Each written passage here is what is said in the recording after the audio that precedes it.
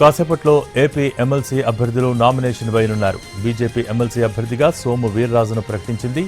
అటు ఎమ్మెల్యే కోట ఎమ్మెల్సీ ఎన్నికల్లో టీడీపీ 3 అభ్యర్థులను ప్రకటించింది.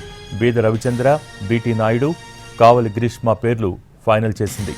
మొత్తం 5 ఎమ్మెల్సీ స్థానాలకు ఎన్నికలు జరుగుతుండగా సంఖ్యాబలం పరంగా 5 కూటమి పార్టీలకే దక్కనున్నాయి. పొత్తులో భాగంగా జనసేనకు, బీజేపీకి ఒక్కో సీటు కేటాయించిన టీడీపీ 3 స్థానాలకు అభ్యర్థుల పేర్లను ప్రకటించింది. బీసీ సామాజిక వర్గానికి ప్రాధాన్యత ఇస్తూ అభ్యర్థుల ఎంపిక జరిగింది.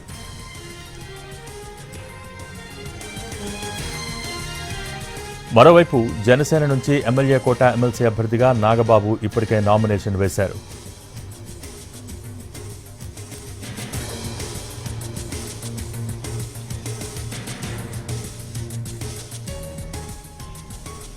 కాసేపట్లో ఏపీ ఎమ్మెల్సీ అభ్యర్థులు నామినేషన్ వేయనున్నారు. దీనికి సంబంధించి మోర్ అప్డేట్స్ మా ప్రతినిధి ప్రసన్న లైవ్ ద్వారా సిద్ధంగా ఉన్నారు. Prasanna, over to you. Bhogi, overall గా 5 ఎమ్మెల్సీ స్థానాలకు సంబంధించి అభ్యర్థులు ఖరారయ్యారు. కూటమిలో ఉన్న పార్టీలుగా టీడీపీ, బీజేపీ, జనసేన ఈ 5 నుంచి కూడా. అయితే ఇందులో 3 ఆల్రెడీ గతంలో శాసనమండలి సభ్యులుగా ఉన్నవాళ్లే. ఆ ప్రస్తుతం టీడీపీలో చూసుకుంటే బీటీ నాయుడిని రెన్యూవల్ చేయడం జరిగింది. ప్రస్తుతం ఆయన ఎమ్మెల్సీగా కొనసాగుతూ ఉన్నారు. సోము వీర్రాజు గతంలో ఎమ్మెల్సీగా పనిచేసిన సందర్భం ఉంది. అదేవిధంగా బీదా రవిచంద్ర కూడా పనిచేశారు. ఇక నాగబాబు, అదేవిధంగా కావలి గ్రీష్మ వీళ్ళిద్దరే కొత్తగా ప్రస్తుతం శాసన మండలికి వస్తూ ఉన్నారు. అయితే ఇందులో సామాజిక వర్గాలను కూడా పరిగణలోకి తీసుకుని ప్రస్తుతం ఈ 5గురిలో కాపు సామాజిక వర్గం నుంచి 2, బీసీ సామాజిక వర్గం నుంచి 2, ఎస్సీ నుంచి 1, మహిళ, ఎస్సీ కోట 2 కలిపి కావలి గ్రీష్మ రూపంలో ఇవ్వడం జరిగింది. ఓవరాల్ గా చాలా కసరత్తు జరిగింది. యాక్చువల్గా అయితే నామినేషన్లు వేసి ముందు రోజు అర్ధరాత్రి లేకపోతే ఆ రోజు ఉదయాన్నే తెలుస్తాయి. కానీ చాలా ఎక్కువ కసరత్తు చేసే అభ్యర్థులను ప్రకటన అటు టీడీపీ కావచ్చు, ఇటు బీజేపీ కావచ్చు.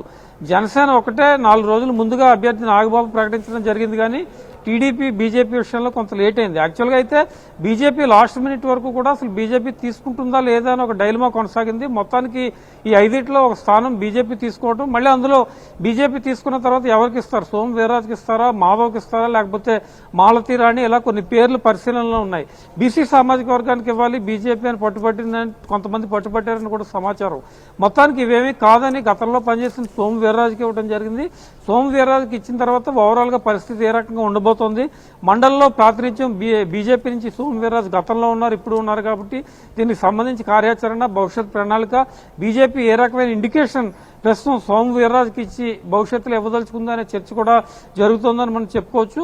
ఓవరాల్ గా ఎమ్మెల్యే కోట 5 ఎమ్మెల్సీ స్థానాలు ప్రకటించిన తర్వాత టీడీపీలో కొంత అసంతృప్తి వాతావరణం కొంతమంది వ్యక్తం చేసిన పరిస్థితి కనిపిస్తోంది. అయితే లోపాయకారిగా కొంతమంది, బయట కొంతమంది మాట్లాడటం జరిగింది. ఏదేమైనా టీడీపీలో ఉన్న క్రమశిక్షణ ప్రకారం బయట కొంత 1-2 సందర్భాల్లో మాట్లాడినా కూడా పార్టీ అధిష్టానం తీసుకున్న నిర్ణయానికి కట్టుబడి ఉంటామని చాలా మంది, ఇప్పుడు బుద్ధా వెంకన్న కొద్దిసేపటి క్రితం మాట్లాడారు. వర్మ అసహనం వ్యక్తం చేసిన తర్వాత సర్దుకుని ముందుకు వెళ్తామనే యాంగిల్లో వర్మ కూడా మాట్లాడటం జరిగింది.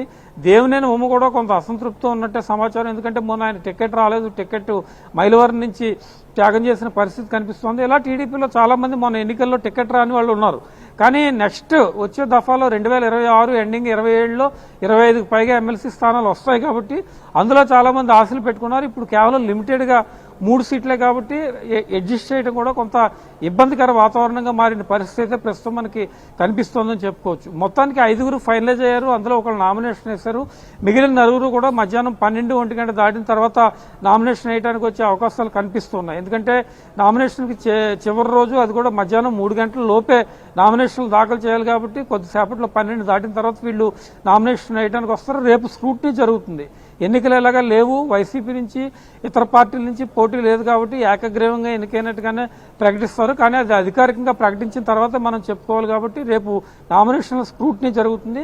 ఆ తర్వాత అభ్యర్థులు గెలుపొందినట్టు ప్రకటించడం కూడా జరుగుతుంది. ఓవరాల్ గా ఒక కీలకమైన ఎపిసోడ్. కూటమిలో 3 పార్టీలు భాగస్వామ్యం అవటం, బీజేపీ, జనసేన, టీడీపీ 3 కలిసి ఎక్సైజ్ చేసి అభ్యర్థులను ప్రకటించడం. గతంలో చెప్పినట్టుగానే నాగేంద్రబాబుని మంత్రివర్గంలో తీసుకుంటామని చెప్పారు, ఎమ్మెల్సీ ఇచ్చి. అందులో ఎమ్మెల్సీ ఇచ్చారు. మరి నెక్స్ట్ నాగేంద్రబాబును కేబినెట్ లోకి తీసుకుంటారా, లేకపోతే మళ్లీ కేబినెట్ లో తీసుకోవడానికి ఏదైనా డైలమా వచ్చే పరిస్థితులు ఉంటాయి? ఇక నెక్స్ట్ ఎపిసోడ్ లో చూడాలి. ఒకవేళ తీసుకుంటే కనుక ఒక ఖాళీ ఆల్రెడీ ఉంది.